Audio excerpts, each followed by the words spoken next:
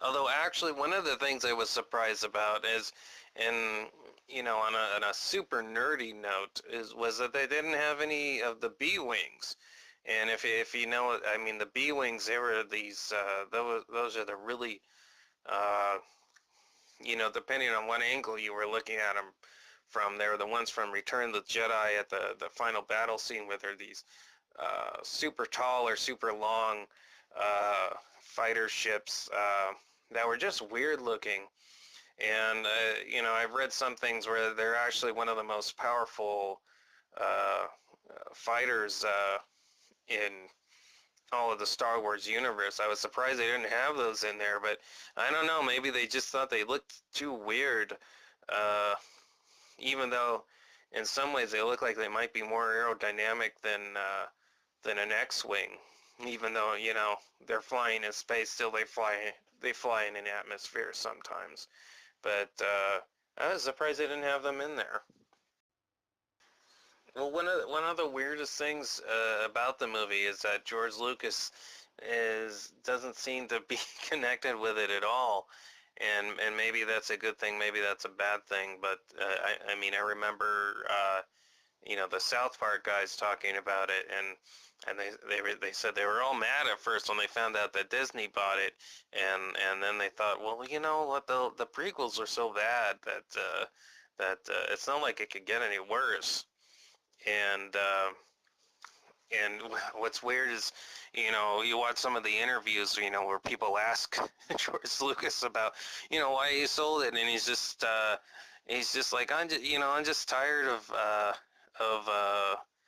making movies that nobody seems to appreciate anymore, and it's just, it's really sad sometimes. It's just kind of like, oh, poor George Lucas, but I don't know, part of me uh, is kind of afraid for him to have it anymore, because I just don't like the prequels that much. So I don't know. Maybe it's better that he's not involved in it anymore. I don't I don't know. Well, I mean, of course, I mean, everybody's, if you haven't seen it by now, you're dumb. But so you need to go see it.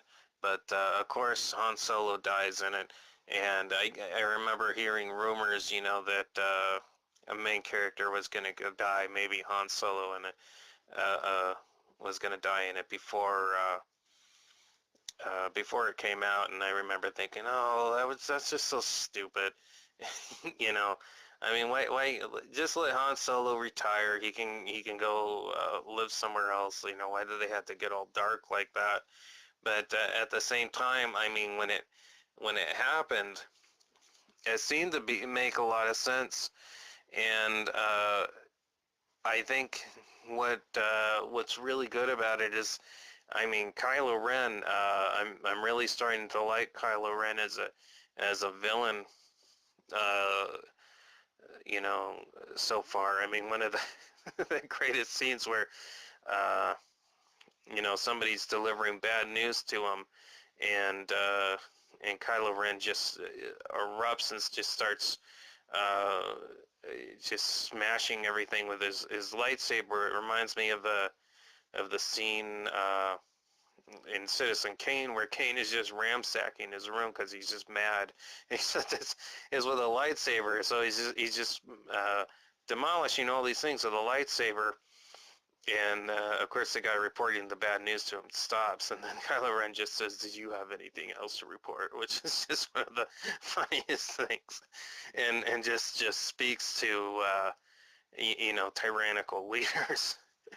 But I mean, when he actually killed Han Solo, and it's weird, the speech he gives going up to it, it seems like he could go either way.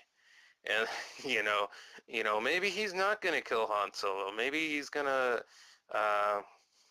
he's gonna listen to his dad and stop being such a jerk.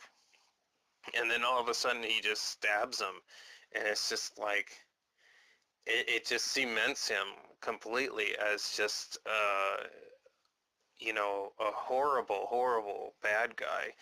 And I remember, just watching that, I'm just like, that guy's a jerk.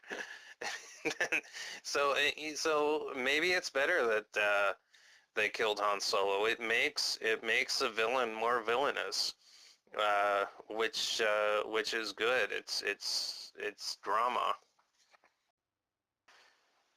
Oh, but one funny thing when I first heard that the new Star Wars was coming out, and I heard that Harrison Ford was in a plane crash, my first thought was that I hope they shot all his scenes for the new Star Wars movie already. That's how selfish I am.